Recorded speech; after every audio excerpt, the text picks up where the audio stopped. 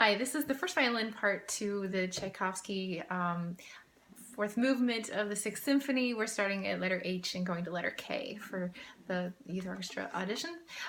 So starting at letter H, the part that's the penciled in part has you being in third position, which is what I prefer because then it has you ending up in third position on the A string rather than ending up in first position on the E string, which to me that first finger on the E string F sharp doesn't sound as rich as the darker on the A string. But either way, it's most important to just be able to play all of the notes in that pattern well in tune. So let's just do it separate bows for a second just so you get to hear it. I'll play in I guess I'll play it in first position just to give you the idea of that fingering. If you're doing first position, obviously it's a third finger. Now I'll just do one note at a time.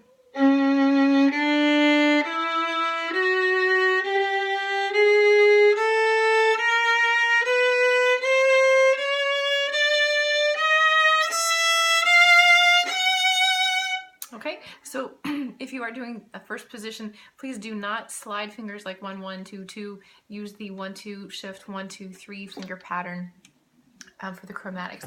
So if you are doing third position, the fingering is marked. So I'll start at letter H and go a little faster, the more the way it's supposed to be. So it's rest.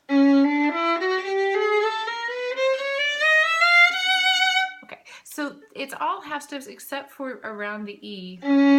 After the D, it's a whole step to the E, and then a whole step to the F sharp. Okay, so those are your whole steps. After that, it's all chromatic half steps. So one more time from letter H, it's rest.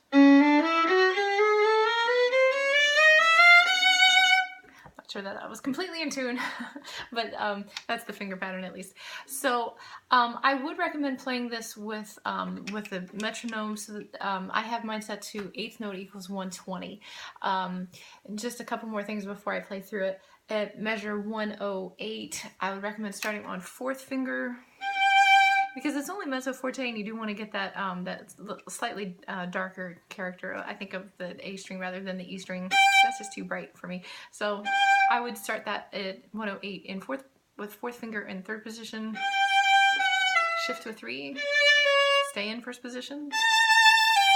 This is measure 109. Now shift on the E to the second finger, stay there.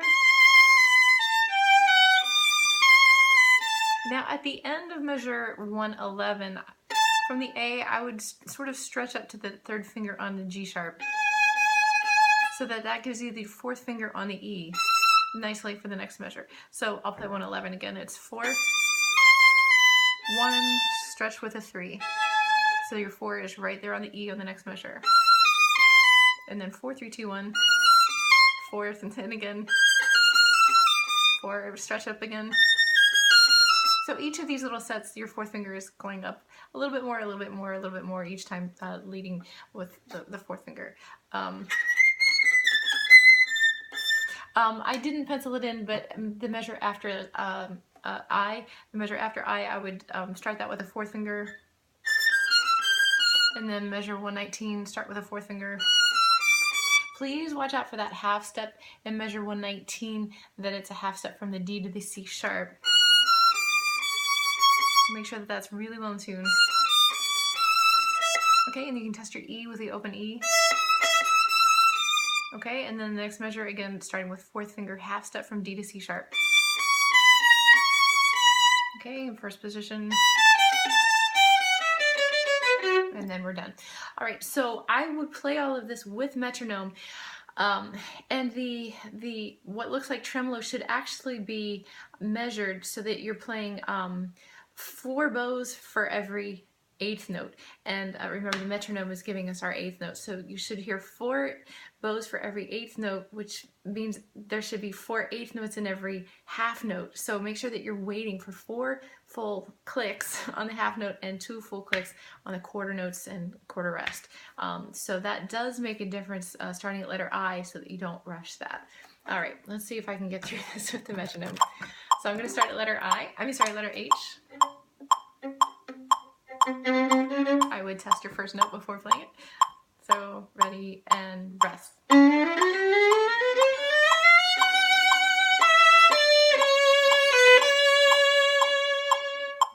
Take crescendo.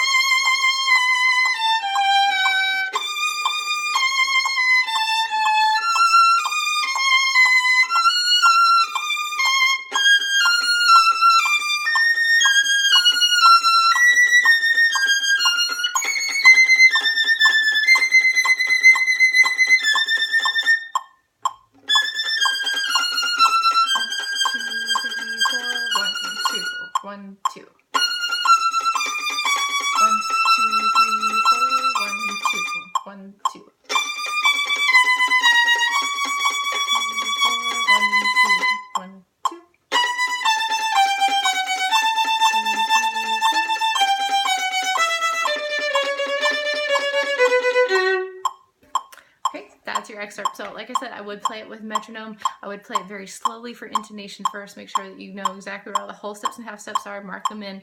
Stop clicking. So make sure that your intonation is spot on, and then put it with metronome, and hopefully it'll all work. And of course, do the dynamics and phrasing and shaping and all of those things once you get the notes and the rhythms down. So that's a hard excerpt, but now you at least know how to practice it. Good luck.